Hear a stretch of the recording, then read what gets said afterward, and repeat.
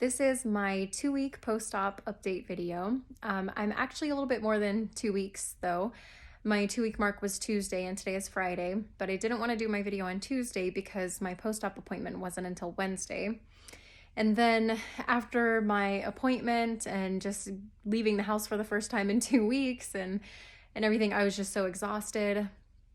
And then the next day, one of my kids had their preschool graduation, and that was exhausting. And yeah, so I wasn't even going to do it today because I didn't do myself up or anything, but I got to thinking, if I don't do this video, it's not going to happen.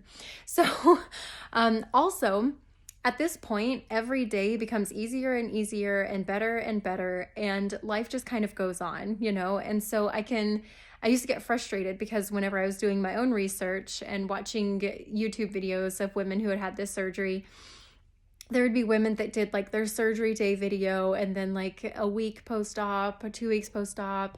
But a lot of them, they'd be like, so I'll update again in a week or, next month or whatever. And there was never another update. But when you go through this, you realize that life really does just go on. I'm 2.5 weeks out and I feel great. I'm not on any pain medication. I push myself a little bit more each day, but you just kind of have to listen to your body.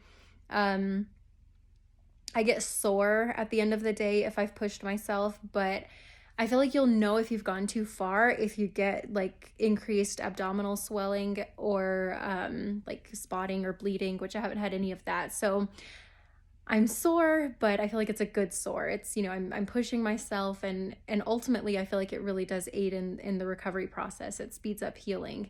You just kind of sleep that night and wake up a little bit stronger than the day before. So, but for the most part, life is back to normal. I still rest a lot. I still take it easy a lot. Just today, we have stairs in our home, and today was the first day that I started doing the stairs, which for some people, their like living quarters are on different levels, and they have to do stairs from the beginning. And oh my goodness. But luckily I didn't have to do that, but I was able to start doing that today.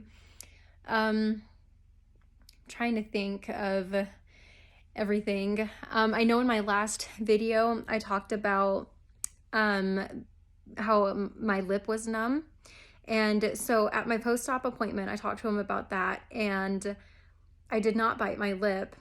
Right after that video I was just kind of inspecting and looking, and there was the faint sign of a scrape that was inside my lip, and so the anesthesiologist must have accidentally like hit a nerve or something. And he said basically if the feeling hasn't come back within a few months, it's probably not going to.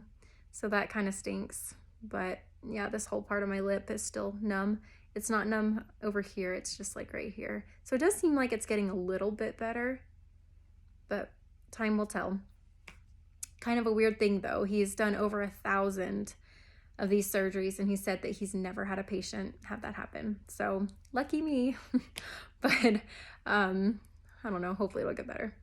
Other than that, they did they like biopsy the uterus and everything, and everything came back normal. There was no cancer. There was a polyp in my uterus, and he said that those are usually benign. They do tend to grow over time, and so that likely would have been the case. It would have just kept getting bigger and bigger and problematic.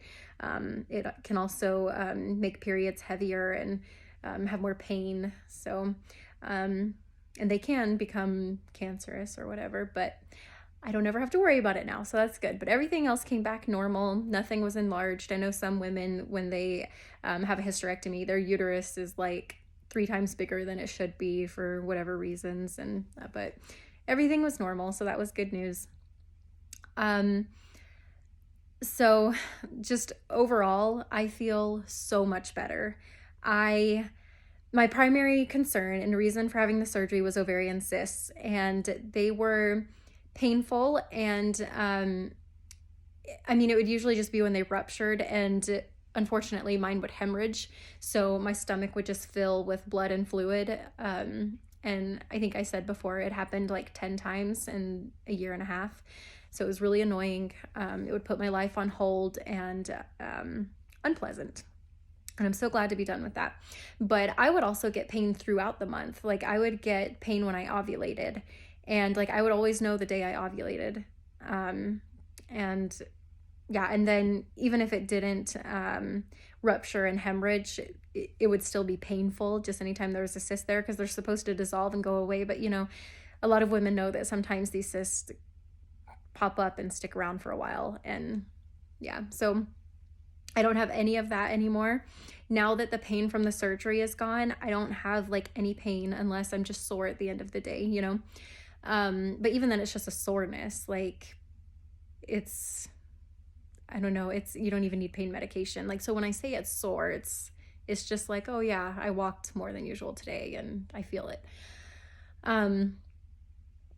But yeah, so there's no pain. I don't have any more ovarian cysts to deal with. I was supposed to have gotten my period since my surgery, and of course that didn't happen. But I noticed that there were I used to get headaches before my period. They were really aggravating. For like 3 or 4 days before my period, I would have a headache. And I would get the mood swings. Haven't had that. Whenever I was looking into having this surgery, I remember one woman's story where she said that she had the surgery for PMDD, premenstrual dysphoric disorder. And she said that after her surgery, she felt like she became a Zen Buddha. And I totally relate to that. Like, I don't have mood swings at all. I'm just even keel. I'm just like, I don't have the fluctuations anymore. And it's been so nice. So there's that. I didn't have the PMS, and I didn't have any of the cravings either. Like I try to eat healthy anyway, but man, that week before my period would start, I would just crave all kinds of carbs and sugars and chocolate, and it was like I was just ravenous, you know? And I mean, sometimes I would gain up to 5 pounds the week before my period, just with the my appetite and then just the bloating, you know? Yeah, there were some months that I would gain 5 pounds in 1 week. So that was always annoying, but I didn't have any of that. My appetite is pretty stable. If anything, I feel like my appetite has decreased. So there's that. I did talk about weight gain / weight loss after my surgery. So I am just 1 pound away from what I weighed when I went in for surgery. So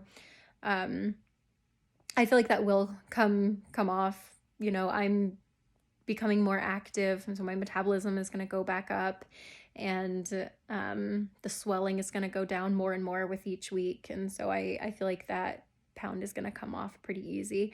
So just to give hope, I know a lot of women get scared that after their surgery, they're going to gain all kinds of weight. And I mean, really, I feel like if you eat healthy and you have an active lifestyle, it's not really something you have to worry about, especially if you're doing hormone replacement therapy. I mean, I guess in my own research, the women who have their ovaries removed, who don't replace the hormones and take estrogen, they seem to struggle more with weight gain. So I don't know. But in my experience, I am doing the hormone replacement, and I'm almost back to what I weighed on surgery day. So anyway, I don't think that there's anything else. It's kind of been an uneventful recovery. I haven't had any complications or issues. My post-op appointment went well. So yeah, I'll try to do another post-op video maybe at my 6-week mark. That's when I'm supposed to be cleared to like go back to normal life. He said that he will do an examination where he'll actually like look inside and make sure that the incision has healed enough to resume normal activity and normal life. So hopefully that will be the case. And 4 weeks from now, I will be back to normal life. But overall, it's been a great experience. I have no regrets. I feel better than ever. I'm so glad that I did this. So hopefully this helps somebody. Thanks for watching. I forgot to mention that at my post-op appointment, my doctor cleared me to start driving again, which is nice. He also cleared me to start doing light housework like washing dishes and sweeping. He just doesn't want me doing anything that requires a lot of bending over or just strenuous stuff. So he said to probably hold off on things like vacuuming and mopping for a couple more weeks. And then he said walking is good. He said, you know, no more than a mile a day right now, which I'm nowhere near that.